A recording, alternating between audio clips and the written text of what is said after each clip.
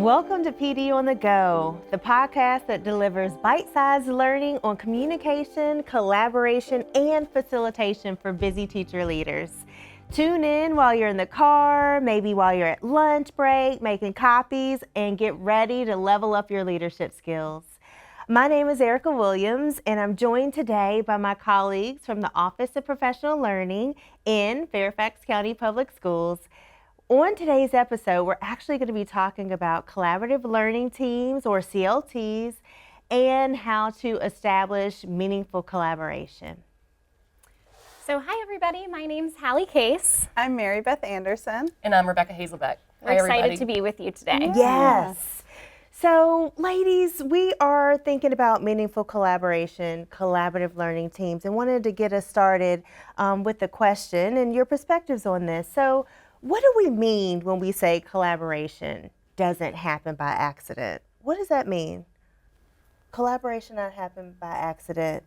Mary Beth, could you get us started with that idea? I think sometimes people think because we have a collaborative learning team, that means collaboration just happens, or we show up in the room and we sit around the table together and collaboration just happens, or we are dividing action items or tasks. You'll make the assessment, you'll create the rubric, you'll check in with us to make sure we have our papers when we come together. So that's dividing tasks, but what does it mean to truly collaborate on something? And what sticks out to me most is the structures that we put into place for all voices to be heard. How do we come to shared agreements? How do we work together to make a product better than it was if just one person was working on it? So it takes time and effort and strategic thinking on the part of the team to really have some collaboration. That's a good point, Mary Beth. And I think you have to be intentional, right? Like you have to intentionally put these structures in place to support you with accomplishing whatever it is your goal is for that day. So it's a little bit about like controlling the space, having control over the space.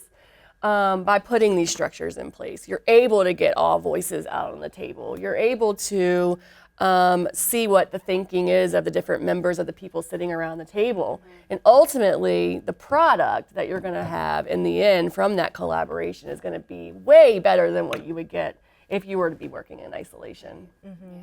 And I think to add on to what you just shared, Rebecca, is something that you're always really good actually on our team of helping us remember to be student-centered and student-focused in our decisions, and that collaboration means making decisions together, because we know that when more than one person makes a decision, it's going to be stronger, right? When more ideas come to the table. And I think that balances with the structures that you were sharing about, because what we see often in team meetings is a structure where people come to the table and they have their agenda and they know what they want to accomplish, and they accomplish it through conversation. And conversation isn't really a collaborative structure that naturally leads to an outcome. And it can be hard to get out of the conversation into decision making when when people have different working styles, or maybe the team doesn't know each other very well yet. And so collaboration's harder if the sole tool that you're relying on is conversation.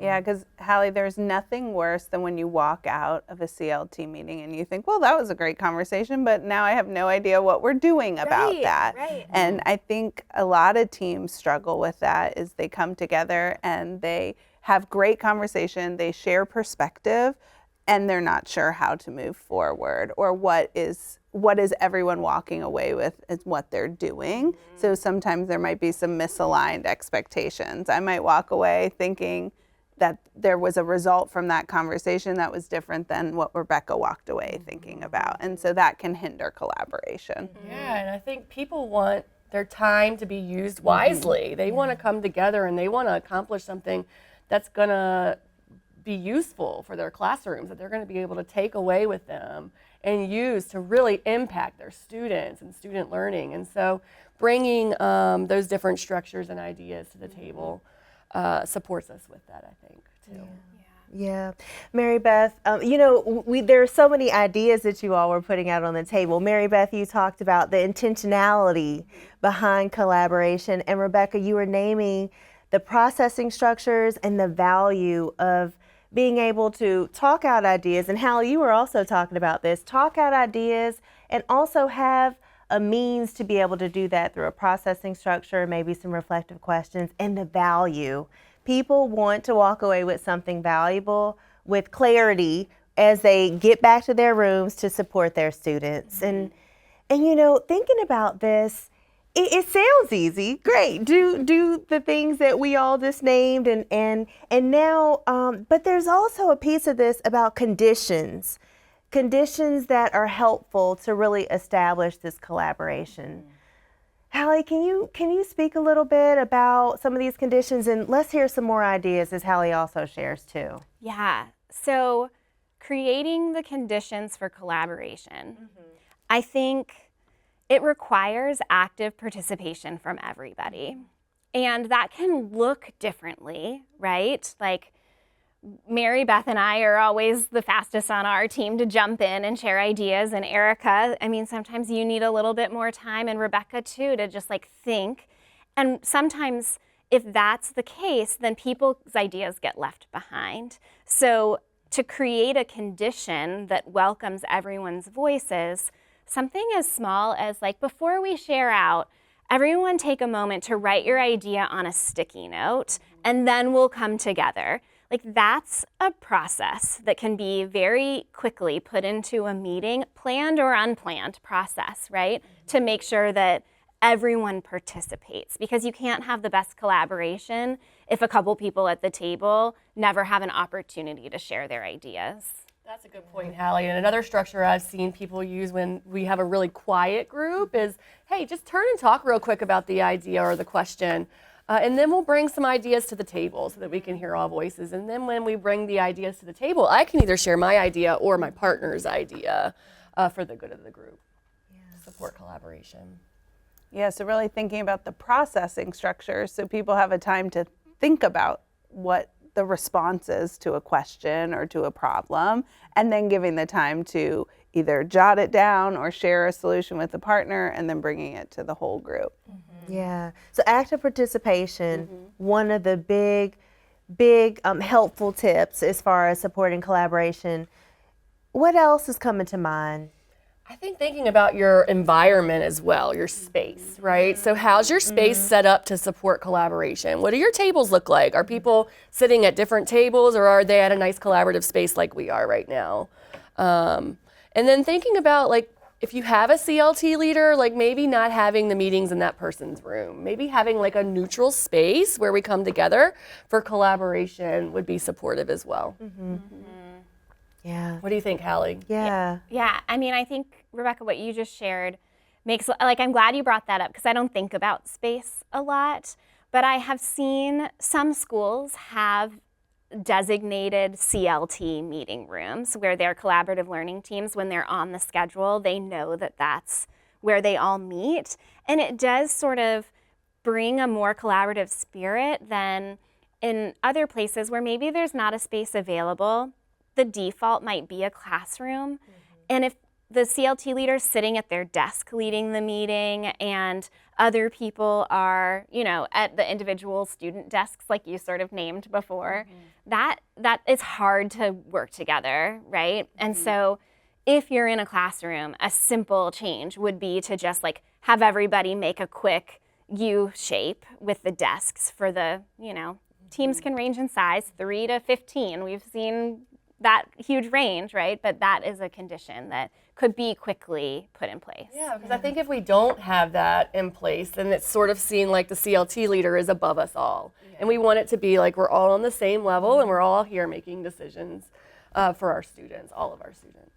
Yeah, and even the space makes me also think about what norms do we have or working agreements as a team to support us with collaboration. So does that mean that we do one of our norms is that we make sure we have a collaborative space to work together, or one of our norms is how we listen to each other, because it's not only sharing our thoughts, but also how do we listen to others to shift our thinking to come up with the best solution for students. Yeah, and thinking about those working agreements, how do we hold each other accountable for those as well as teachers sitting around the table? And we know the power in being able to have everyone comfortable in this space. You all talked about active participation, the environment itself, and some norms, working agreements that will support everyone in feeling comfortable to share their ideas. And it makes me think about what processes or quick easy tips that we might be able to offer right now to involve everyone in the team. Yeah, Erica, What do you think, Mary Beth? Right off the top of my head, a tool that we've worked so hard on is our CLT protocol library. And this really supports teams with those processes and structures to put into place for collaboration while answering the 4 critical questions in the instructional framework. And so that is a tool that we will link you all to, because it has ways for teams to plan before a unit, during a unit, and after a unit. And it has the step-by-step protocols right in there for facilitators, so anyone on the team could lead the process or the structure or support their team in creating assessments, looking at data, all of the things that we do together collaboratively, but to make it more collaborative so everyone's voice is heard. Well, thank you so much for sharing your ideas, and thank you for tuning in with us. We hope that you heard something that you'll be able to find meaningful and to support your collaboration amongst your teams. So you can find more resources and ideas related to today's topic on our Instagram at FCPS _PD, and we will be sharing the link to the CLT protocol library, and we hope that you will click on it and poke around to see what's useful to you. And join us next week for more PD on the Go.